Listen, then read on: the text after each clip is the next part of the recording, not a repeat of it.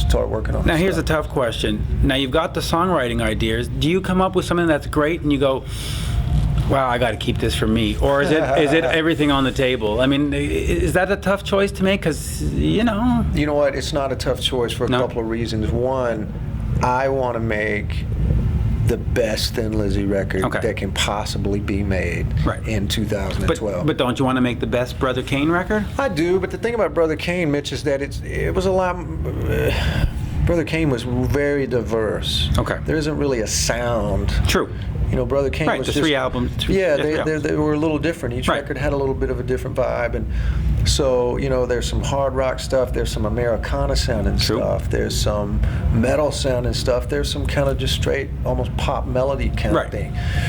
You know, and that's why I can use Brother Cane hopefully as an outlet to kind of do whatever, you know, that band feels like doing. With Lizzy, it's got to be a little more focused. It's got to have that classic rock sound in a sense. Yeah, it does, man, and that's what's going to be great, having Brian and Scott and Darren there to kind of go, because, you know, if those 3 guys get excited about something, then that's going to pretty much let you know that, okay, well, that song needs to go on the A list.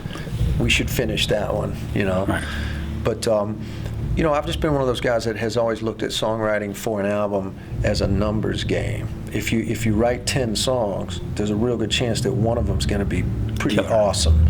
Well, if you write 20, you're probably going to have 2, et cetera, et cetera. So I'm excited at the thought, as I mentioned earlier, having a band full of songwriters. There's no reason we can't have a ton of ideas to draw from and completed songs to kind of step back and go, okay, what makes a great Thin Lizzy record? I'm looking forward to that. Now, going into 2012, are you just looking at touring pretty much solidly through the year, or is there like, okay, by August we got to get into the studio, or we're not there yet? Yeah, I think what we want to do, Mitch, is tour a little bit. Okay. The band really gained a lot of momentum last year with Vivian in the band on guitar and with Richard in the band, and both amazing guitar players, and the feedback from not just the fans, but especially a lot of the promoters, a lot of the venues. All of a sudden, Thin Lizzy is back on their radar or whatever. Thank you. Back on their radar again in a really, really great way.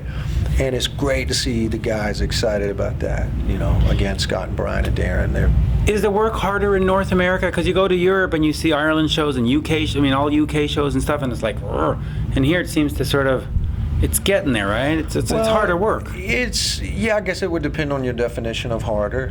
We're on such an amazing tour to be out here with Priest and Black Label. It's still a crowd that's perfect for Thin Lizzy. Right. And, you know, there's 2 or 3 songs in the set that they recognize.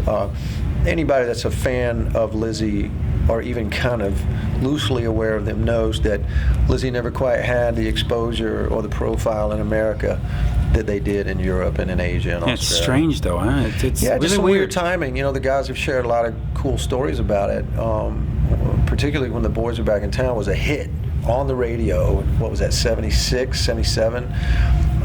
Phil got really sick. He got hepatitis and simply couldn't tour. They had to cancel a bunch of dates, and they missed that pivotal momentum to be able to come and perform while the song is, you know, blasting all over the radio station. So that was a tough one. And then, unfortunately, they never had another song after that had near the radio over here. profile. That's right. In America.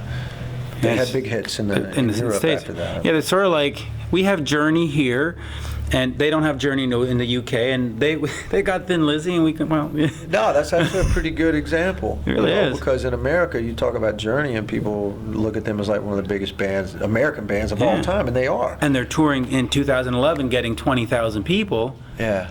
And then they go over to the UK, and it's like, where's the crowd? Yeah. It's weird. No, it's weird. But again, it's just, you know, every band's got their story. So, but there is this blue-collar, working man integrity about Thin Lizzy that always attracted me as a kid, and then ultimately later as a musician and a songwriter. So I think there's a good, you know, it's definitely worth our efforts to be here and work as much as we can. Now, last words. We got to plug stuff, right? Damon Johnson. Yeah, DamonJohnson.com. That's right. Go to thinlizzyband.com, and Is there a Facebook page for you and for the band? Absolutely. Okay. There's simply a Thin Lizzy fan page. Okay. And then my page is facebook.com/Damon Johnson fans. Fans. Okay. Putting a lot of cool stuff up there, man. A lot of photos from the tour. Some good video. Somebody posted a killer video a couple days ago of my guitar solo in Emerald, which is like, maybe my favorite Lizzy song ever. It was just this minute and 12 seconds of the guitar. So, I'm still as big a fan. Let me just quickly ask you about that, because we see a lot of fans who go to YouTube and see stuff. So obviously you're going and checking some stuff out. Yeah. Is it weird to get that feedback, or do you look at it and critique it and go, ooh, I missed that part. Let me.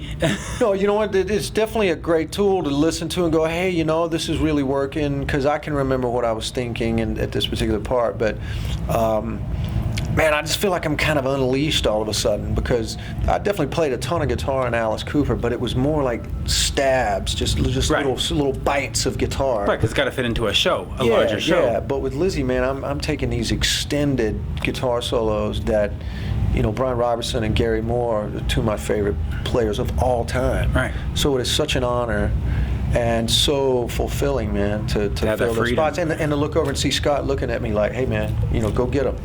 'Cause he's like, I need you to make me look good. So.